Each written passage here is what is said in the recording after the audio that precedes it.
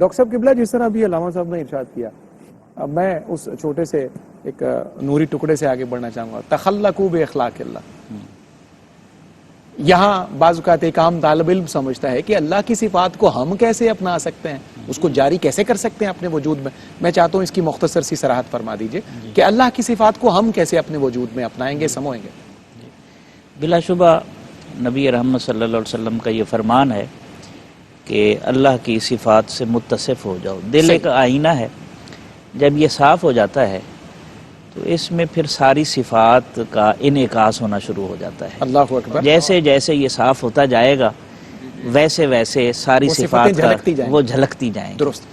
اور سب سے زیادہ اللہ کی صفات سے جو متصف ہوئے وہ نبی رحمت صلی اللہ علیہ وسلم. امام عبد الوہاب شعرانی رحمۃ اللہ علیہ نے بیان فرمایا، جب رسول رحمت صلی اللہ علیہ وسلم صفات کے علاقے سے گزرے سدرہ کراس کر کے، تو جس جس صفت کے علاقے سے گزرتے گئے اسی صفت کا مظہر ہوتے گئے. اللہ. اور رحمان کی صفت کے علاقے سے گزرے تو رحمانیت کا مظہر ہو گئے، رحیم کی صفت کے علاقے سے گزرے تو رحیمیت کا مظہر ہو گئے، حلیم کی صفت کے علاقے سے گزرے تو حلیمیت کا مظہر ہوتے گئے.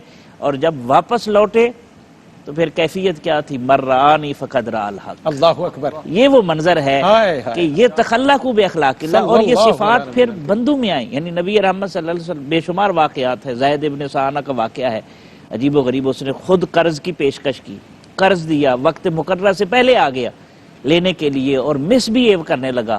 تو حضرت عمر جو ہے وہ جلال میں آ گئے، تجھے لحاظ نہیں ہے کس طرح تم مطالبہ کر رہے ہو؟ آپ نے فرمایا عمر اس سے بہتر تھا کہ تو مجھے قرض کی ادائیگی کا کہتا اور اسے اچھے طریقے سے مطالبہ کرنے کا کہتا. زید ابن سعانہ نے جب یہ سنا تو اس نے کہا جی میں گواہی دیتا ہوں یہ اللہ کے رسول ہیں، اس لیے کہ میں نے یہ وصف حلم جو ہے یہ سابقہ کتابوں میں پڑھ رکھا تھا، میں اس کی آزمائش کے لیے آیا تھا. اور وہ کلمہ پڑھ کر مسلمان ہو. اللہ.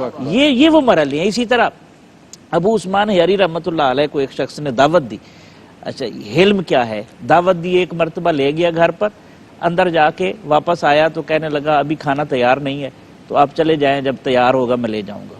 وہ چلے گئے، پھر آیا، پھر لے گیا، پھر اسی طرح حرکت کی، پھر آپ چلے گئے، پھر تیسری مرتبہ لے گیا. چوتھی مرتبہ جب اس نے یہ منظر دیکھا نا تو اس نے کہا حضرت جو سنا تھا نا آپ میں جو حلم ہے نا یقین آ گیا ہے.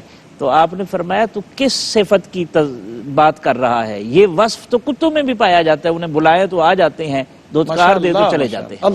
تو یہ صفت حلم جیسے جیسے بڑھتا چلا جاتا ہے ویسے ویسے اللہ کی رحمت کا جو نزول ہے وہ بھی بڑھتا چلا جاتا ہے. سبحان اللہ، ماشاءاللہ. علامہ صاحب عام طور پر قاعدہ یہ ہے کہ کوئی جرم کسی سے اس کا ارتکاب ہو جائے تو اس کو گرفت میں لے لیا جاتا ہے، وہ اپنی سزا پاتا ہے اور اس کے بعد پھر اس کو رہائی ملتی ہے. قربان جائیے اللہ رب العزت کی شان حلم پر، اس کی کریمی پر اور اس کی ان صفات پر کہ ہم غلطیوں پر غلطیاں کریں، گناہ پر گناہ کریں، نافرمانیوں پر نافرمانی کریں، بغاوت پر بغاوت کریں، پھر بھی وہ ایک حد سے جانے سے پہلے وہ بندے کو گرفت میں نہیں لیتا. اس صفت کے بارے میں کیا؟ یہی ہے اصل صفت حلم جو ہے، اس کی کار فرمائی اور اس کا فنکشن یہی ہے. اور یہ اسی لیے ہے کیونکہ بندوں نے گناہ کرنے تھے، یہ طے تھا. اللہ اکبر. بنی آدم نے خطا کرنی تھی. الانسان مرکب من الخطاء والنسیان، یہ تو پہلے طے ہو گیا، یہ اس کے کانٹینٹ میں شامل تھا کہ یہ خطا کرے گا. تو اگر اس کا خالق حلیم نہ ہو تو وہ تو ایک قدم نہیں چل سکتا. اللہ اکبر. تو یہ فطری تھا، نیچرل تھا، طبیعی تھا.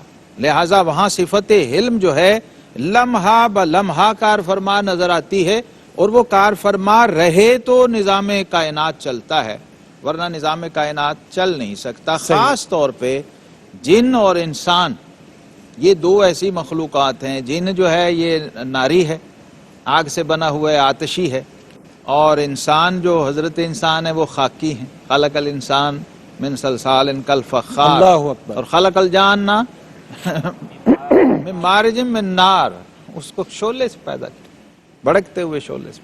تو اب یہ دونوں ہی ملائکہ تو نوری ہیں، وہاں تو خطا نہیں، وہ معصوم ہیں. صحیح. لہٰذا یہ دو مخلوقات ہیں جو کائنات کے اندر بڑی مرکزی حیثیت رکھتی تھی، اور جن کے بعد پھر انسان کو تو خلافت کا درجہ ملا. اب خلافت لے کر چلنا، نظام خلافت کو لے کر چلنا، یہاں تک کہ صفدر صاحب صرف گناہگار ہی نہیں، नबी भी अल्लाह के हिल्म का मोहताज है। अल्लाहु अकबर कबीरा। नबूवत का निजाम भी उसके हिल्म के बगैर नहीं चलता, फरिश्ता भी उसके हिल्म का मोहताज है, नूरी और मासूम होने के बावजूद। अल्लामा साहब, इतनी कीमती और बड़ी बात है और बहुत सारे लोगों के लिए नई बात है। मैं चाहूंगा कि हम वक्फे पे जाने के बाद जब आएं तो इस नुक्ते को आप जरूर मुकम्मल फरमाइएगा।